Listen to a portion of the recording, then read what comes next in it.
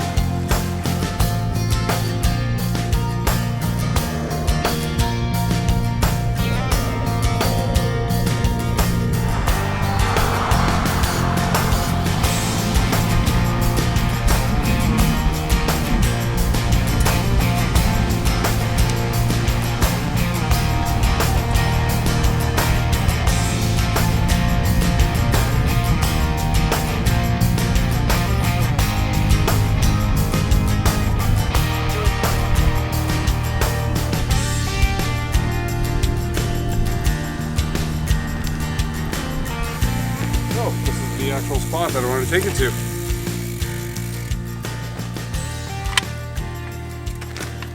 So we're going to get a really nice view of Georgian Bay, and I think in the distance there we'll be able to see what's called Flower Pot Island, and maybe we'll be able to see a bit of Manitoulin Island, which is found in Georgian Bay.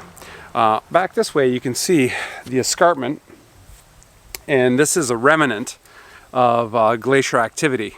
So that's what makes this area sort of geographically significant, is during the time of the glaciers migrated from the north, obviously, and pushed all that nice silty topsoil down south. So north of here is bedrock and granite, very rocky terrain, not very much farmland, mostly forestry. But then when you get south of here, especially on the other side of the escarpment, that's where all that silt and those deposits were laid, and that's where the richest farmland, some of the richest farmland on the planet, is found here in southern Ontario, in the London, Chatham, Toronto, GTA kind of area. That area is also flatter because during the time of the Great Melt, all that glacial runoff flattened the area, and there are even portions of southern Ontario that are as flat as the Netherlands. So geographically a very rich, interesting area, and obviously this is the teacher in me because this is one of my favorite parts about talking about this area, is the cool geographic history of the region. So that is the special thing about this part of southwestern Ontario.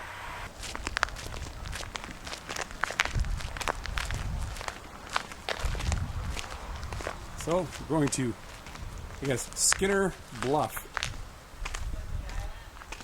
We got going on there.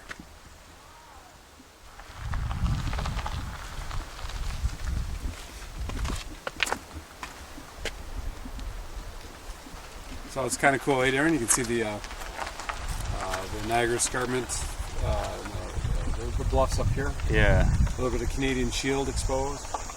See. Well, what I was thinking was my other friend Rob, not you, but my other friend Rob just recently swam across the English Channel. I don't know how far that is, 30... this closest I think it's like 33 kilometers. 33 kilometers? Which is still an absurd distance. Whatever it is, it's a long distance. But this, I feel like I could swim maybe. Well, I think a day like this, the weather's pretty perfect. The water would be still fairly chilly. Cold, yeah. But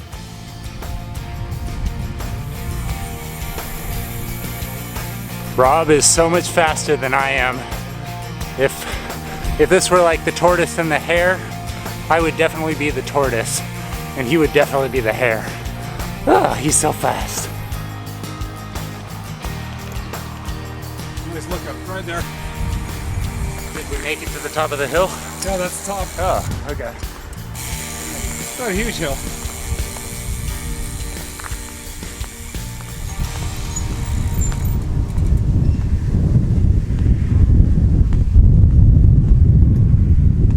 That's nice. Well, that wasn't a terrible climb, was it? As you described, Darren, a Swedish hill. You're just a speed demon.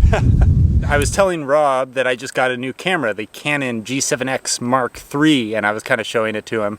And Rob also has a relatively new camera. Yep, I have the Fujifilm X30 that I've sort of inherited, quote unquote, from my wife, because it's nice and compact, and I thought it'd be great on a trip like this. Yeah, and so we both have these two new cameras, and we kind of thought it would be fun to compare and contrast the two cameras, to shoot a little bit of video on our bikes together, to see what the video and the sound quality is like on these two similar but very different cameras. So I have the Fujifilm X30. So this is a small, kind of like a Leica camera style, mirrorless camera. It's pretty good, some decent reviews on it. I'm also using a condenser microphone here, shotgun style.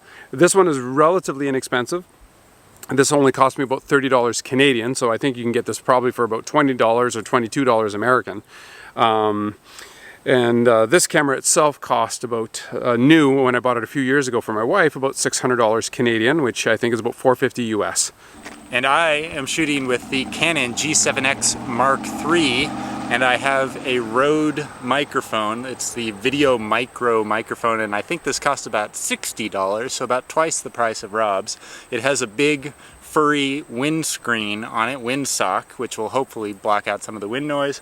But otherwise, this is a very small, compact, high-end point-and-shoot still and video camera.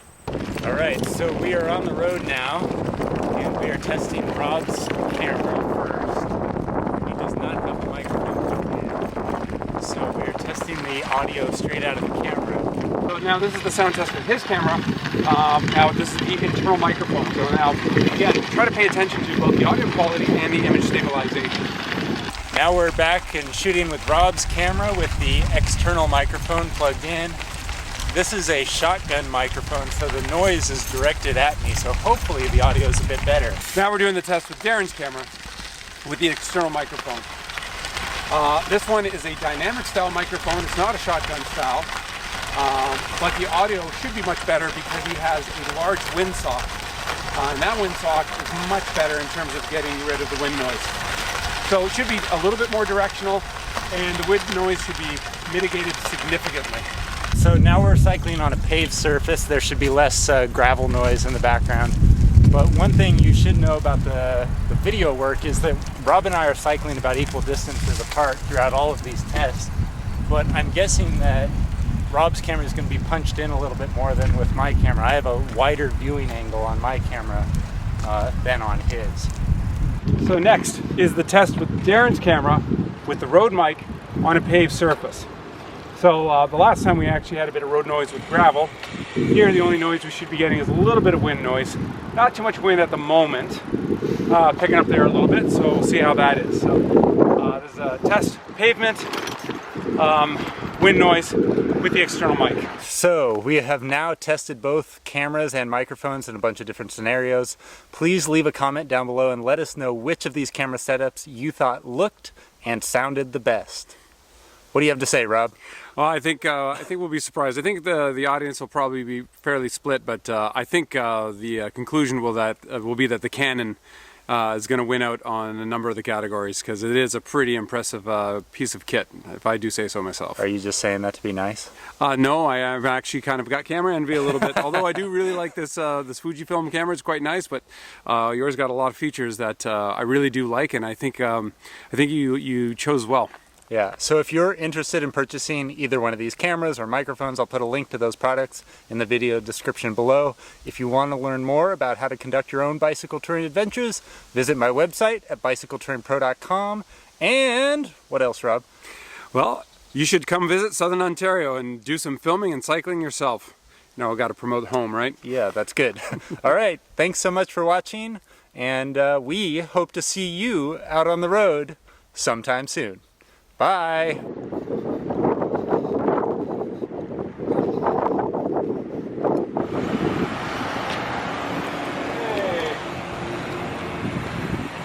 How's it going, honey? Great! Yay! That made last it. climb. I forgot about the last terrible climb coming out of Owen Sound up the hill. Just that in a car you don't notice it, probably. I was thinking maybe I should pick you guys up before the hill. Then I was like, no. Let them suffer. Okay, last words, Rob. How was the bike ride? Very fun. Yeah, I thought so. Yeah. So, hope you enjoyed your first little taste of Southern Ontario. This is a little bit more hilly section, but like as you described, not like Utah or anything like that. More like what we experienced in Sweden. So, and obviously you couldn't get a more perfect day in terms of weather, so it was a lot of fun.